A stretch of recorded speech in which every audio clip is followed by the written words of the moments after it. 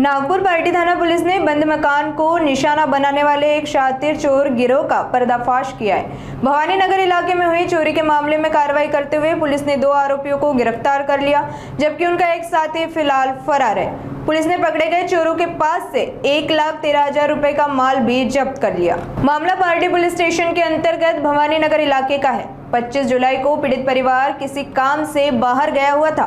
घर को बंद पाकर शातिर चोरों ने सूनेपन का फायदा उठाया और चोरी की वारदात को अंजाम दिया। शिकायत मिलते ही पार्टी पुलिस की डीबी स्क्वाड ने मामले की जांच शुरू की और त्वरित कार्रवाई करते हुए 2 आरोपियों नरेश उइके उम्र 28 और राम सोनकुसरे निवासी भांडेवाड़ी को गिरफ्तार कर लिया।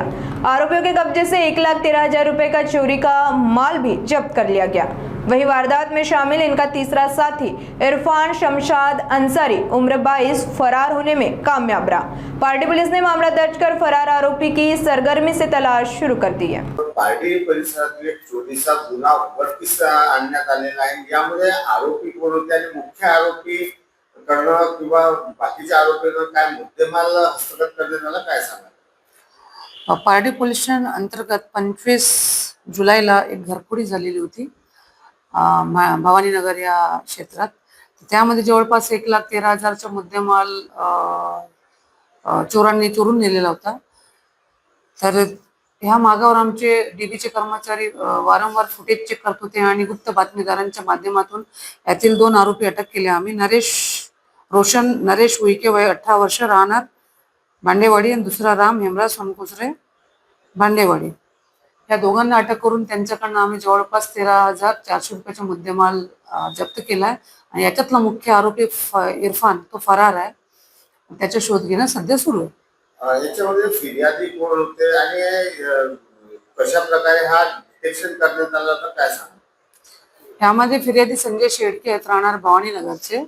ते दाराला कुंडी कुलूप लावून बाहेर गेलेले होते आणि तेच त्यांनी बघितलं की बाहेर लॉक दिसलं गेटला आणि त्यांना हे वाटलं की घरात कुणी नाही। तेच त्यांनी बघून यामध्ये घरफोडी केलेली आहे आणि घरफोडी झाली आणि आता जे परतचा मुद्देमाल आहे त्याचा तपास सुरू आहे। पण जेव्हा आम्ही वारंवार गुप्तचर आपली गुप्त यंत्रणा ऍक्टिव्ह करून आणि त्याचप्रमाणे फुटेज बघून आपण जे आमचे डीबीच्या पथकातले अधिकारी व कर्मचारी आहेत त्यांनी या आरोपीचा शोध घेण्यात यश मिळवलेलं। या चोरांचं मोडस काय होतं आणि देशामध्ये पाहण्यात आलं की चोर चोरी करतो आणि काहीतरी व्यसन अधीन असतो, याच्यामध्ये काय कारण समोर आलंय चोरीचं?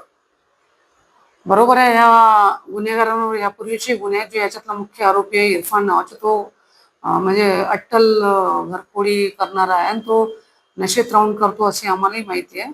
तर यांची मॉडस हेच आहे की तो दुसऱ्या मुलांना सोबत घेऊन जिथे निर्जन आहे किंवा ज्या घरात कोणी दिसत नाही आहे, ज्या घरांना कडी कुंडा लॉक लावून दिसते असे घरांची ते रेकी करतात ना, अशा घरांना ते टार्गेट करतात। आम्ही त्या प्रकारे जनजागृती पण नागरिकांमध्ये करत आहोत। यांच्यावरती कशा प्रकारचे गुन्हे आहेत आणि तिघांवरही गुन्हे आहेत, फक्त एका मुख्यावरतीच आहे, काय सांगा? नाही, मुख्य आरोपी जो इरफान आहे, इरफान नावाचे जो इरफान शमशाद अंसारी वय 22 अंबेनगर भांडेवाडीचा, याच्यावर भरपूरशे घरफोडीचे वेगवेगळे नागपूर शहरात गुन्हे आहे। हाच मुख्य आरोपी आहे। इतर 2 गुन्हेगारांवर ते गुन्हे नाही आहेत।